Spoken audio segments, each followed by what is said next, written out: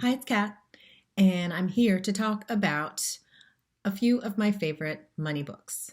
Um, so, right now, we are preparing for the third Exodus Summit. Exodus Summit 2022's focus is how to get move abroad money. And I know that there are some women out there who are very excited to attend this summit, and I'm one of them. So, money is a really important topic because, well, if you don't have the money, then you can't do what you want. It's one thing to know how to earn money, and we all need to know how to do that. We also need to know how to manage money once we get it, because we don't want to let the money that we earn slip through our fingers on frivolous things. We want our money to work for us. We want our money to reflect our values. So, I'm also talking about money because money problems can be really stressful. Um, if you don't have your money right, life looks really different than if you do. You might be thinking, well, I'm just going to manifest the money. Okay, do that. But once you get the money, what you going to do with it? Do you know what to do with it once you get it? Like if you manifested $1,000,000, would you know what to do with it now? Like, would you know? You can learn about money. Money is a skill that you can learn, and here are some books that will help you do that. Before I do that, I want to introduce myself. I'm Kat with Rebloom Room. I talk about ways that Black women and women of color can bring more joy into their lives. Not knowing what to do with money before you earn it is like inviting a friend over to your house and then just letting them figure out what to do with themselves. You need to invite your money in. You need to tell your money where to sit. You need to give your money a job. You need to give your money a cocktail. Help your money feel comfortable. Help your money know what to do. Help your money feel welcome. Because you want your money to feel like, oh, I like being here. You don't want your money to run out the door like, oh, I don't know what that was. I'm not going back there again. You want to be a welcoming environment for your money.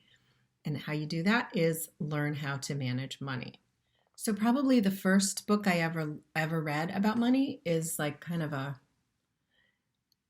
it's called Prince Charming Isn't Coming. How Women Get Smart About Money. It's by Barbara Stanny.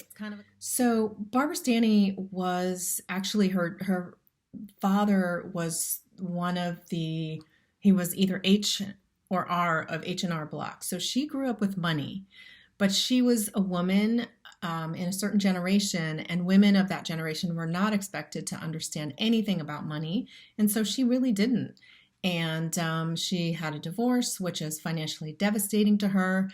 And she realized that she needed to get smart about money. So that's what she did. She talks about the fact that, a lot of women are in this position. They leave money up to their husband or their partner. And it's a scary way to live because in reality, no matter how solid your relationship seems, you could lose your spouse in an accident. They could get Alzheimer's. They could divorce you suddenly. You just don't know. And nobody likes to think about that reality. Nobody likes to think about the eventuality of being a widow, perhaps, or a single person in midlife. But it happens, and you need to know how to take care of yourself. And taking care of yourself means taking care of your money.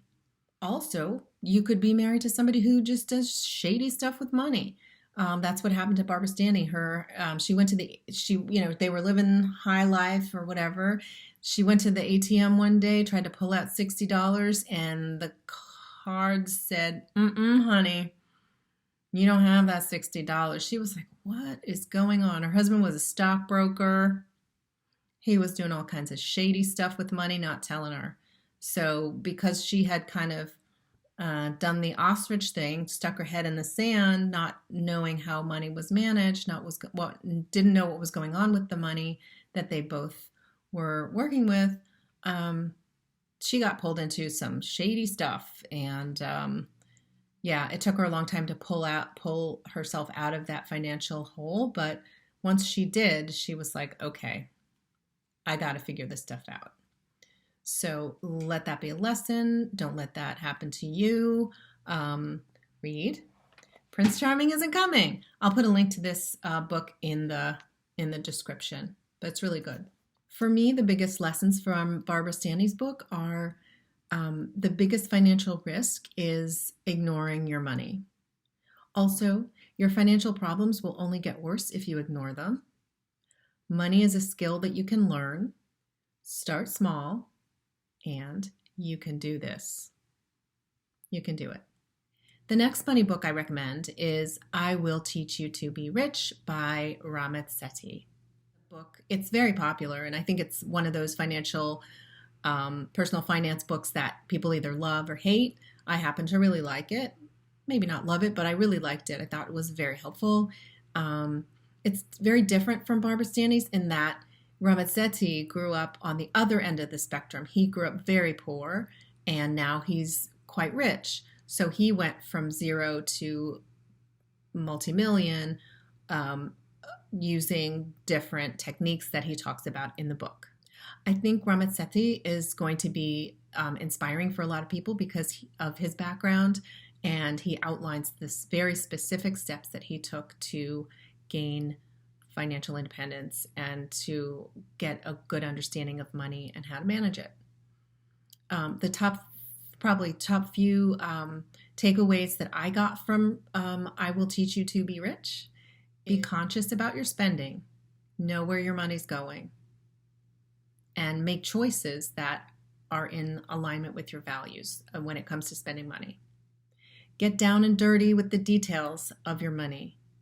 Know where money goes in, know how much money goes out, and know what the interest rates are on your loans, know what the interest rates are on your credit cards, know what the fees are on your IRAs, all of that. Get down and dirty, know the details, because they actually matter. They make a big difference.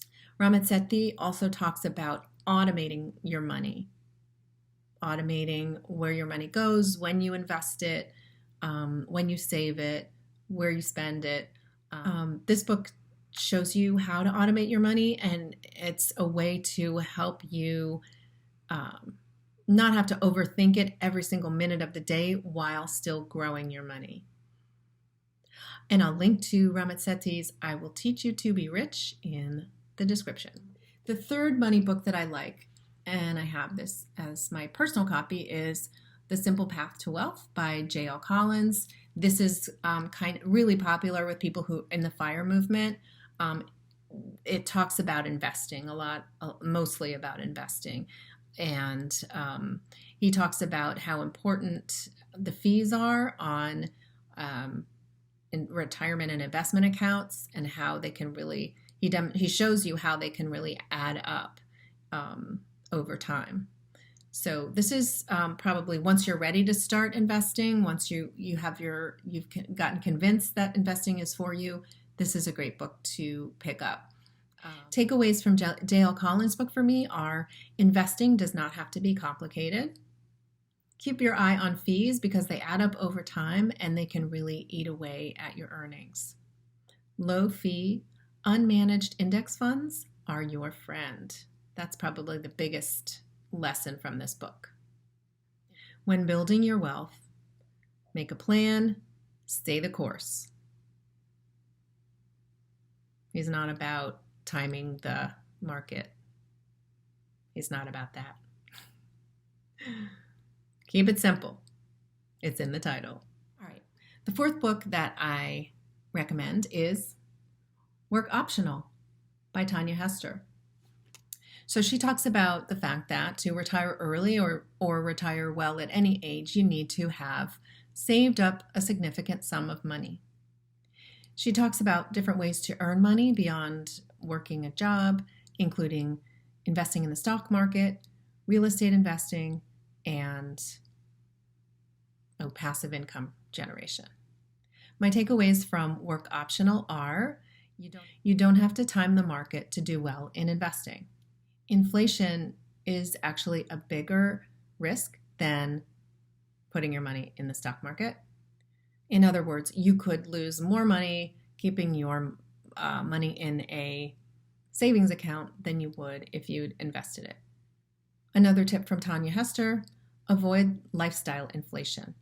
If you earn more money, save more money. A fifth book I recommend is Your Money or Your Life by Joe Dominguez and Vicky Robin. It's kind of a grandmama, granddaddy book of personal finance. I read this one a while ago, and it's probably time for me to read it again. I don't actually have a copy. I probably got it from the library a while ago, but I'll probably take it out again and read it again. And this is actually something that you should be doing anyways, like read a book and then read it again, or keep reading about finance so you keep educating yourself and keeping it top of mind. The main premise of this book is that money is a repository of time. So the money you earn now can be used to buy time for yourself in the future if you save it. If you spend it, you've lost the time in the future and you're going to have to make that up somehow, some other way. They walk you through figuring out how much your time is worth now, like in money. And so that every time you buy something or you're thinking about buying something, you can say, is it worth the amount of time that it took me to earn that money? So looking at something, is this worth 2 hours of my time now or in the future? And every time you save or invest money, you'll know how much time you're gifting to your future self. It's a big mindset shift, this one. So check it out. All right, people. Did I miss a book? How did I do? Let me know if I missed a book. If you have a favorite personal finance book that's helped you on your path to financial independence and or retirement, let me know in the comments below. And thanks for watching, and please subscribe, like this video, and I will see you next time. Bye, my friends.